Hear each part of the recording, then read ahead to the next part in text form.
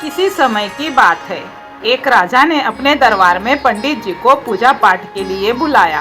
पूजा के बाद राजा ने पंडित जी से 3 जटिल सवाल पूछे।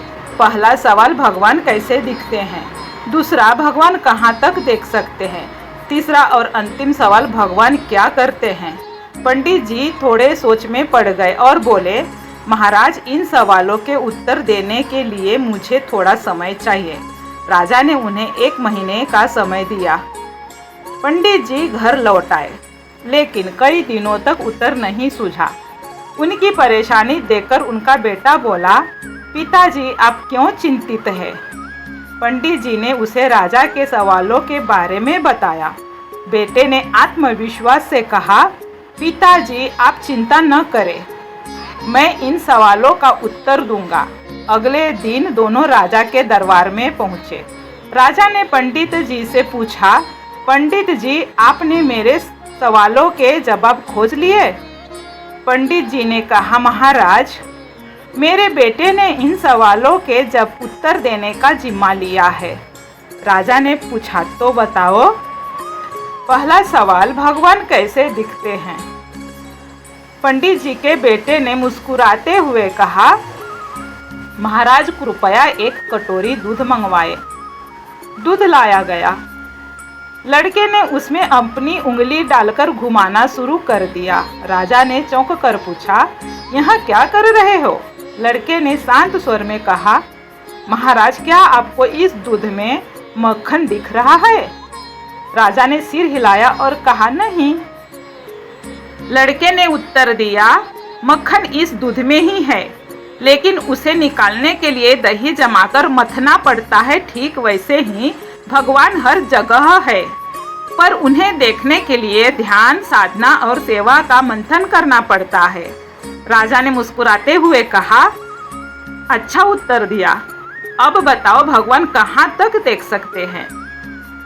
पंडित जी के बेटे ने कहा, महाराज, कृपया 1 दिया मंगवाइए और उसे जलाइए।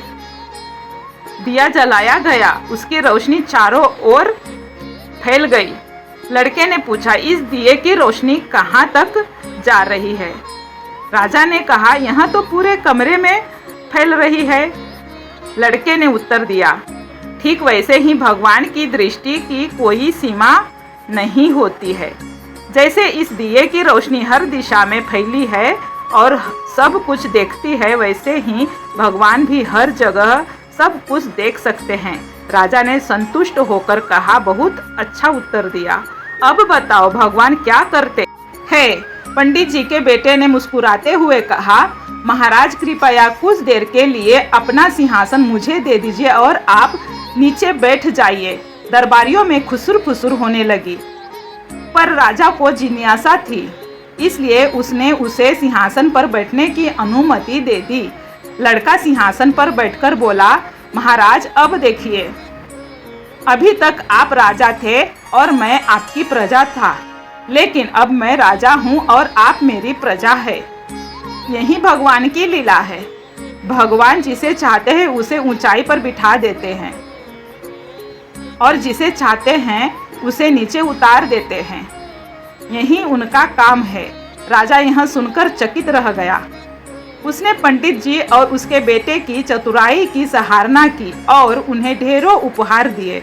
राजा ने कहा, आज तुमने मुझे भगवान की शक्ति, दृष्टि और कार्यों का गूढ़ रहस्य समझा दिया। उस घटना के बाद राजा ने विनम्रता और सेवा का भाव अपनाया, क्योंकि वह समझ गया था कि भगवान हर जगह है और हर रूप में